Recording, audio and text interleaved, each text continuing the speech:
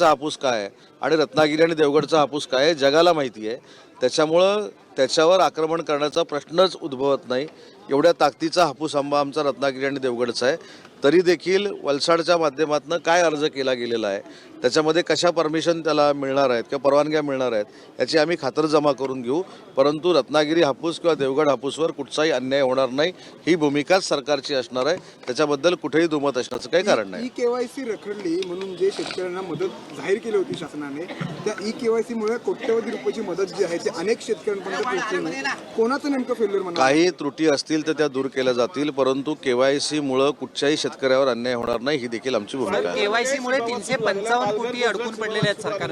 गुजरातचं 500 metre आत पालघरमध्ये आलेले आहेत, तंबू टोकले, त्याच्यावर तिथे ग्रामस्थ संतापले.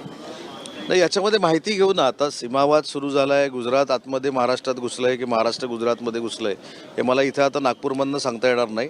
परंतु अशा पद्धतीची जर भूमिका असेल तर त्याची माहिती घ्यावी लागेल आणि माहिती घेऊनच बोलावं लागेल. सर, तुम्ही मराठी भाषेचे मंत्री आहात. आता लेखी उत्तरात कबुली दिलेले आहे की राज्यामधल्या अनेक मराठी शाळा बंद झालेल्या आहेत. आता मुंबईतील मराठी शाळा बंद झालेल्या आहेत. काय नेमकं राज्य शासन करते मराठी शाळांचं? मराठी भाषेचा मंत्री म्हणून शालेय शिक्षण विभागाच्या मराठी भाषेच्या शाळा ह्या माझ्या अंतर्गत येत नाहीत, ते शालेय शिक्षण विभागाच्या अंतर्गत येतात.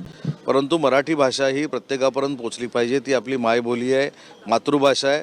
त्याच्या संवर्धनाचं काम मराठी भाषा मंत्रालय करतं आणि आम्ही योग्य त्या दिशेनं आणि योग्य त्या मार्गानं मराठी भाषा मंत्रालय चालवतं. एवढंच मला यामध्ये सांगायचं आहे. जमीन प्रकरणामध्ये पार्थ पवारांना का वाचवलं जाते, पोलिसांनी त्यांच्यावरती गुन्हा का दाखल केला नाही, असा सवाल न्यायालयाने केलेला आहे. काल देखील मी याचं उत्तर सांगितलं की सन्माननीय न्यायालयानं काय निर्देश दिलेत मला माहीत नाही.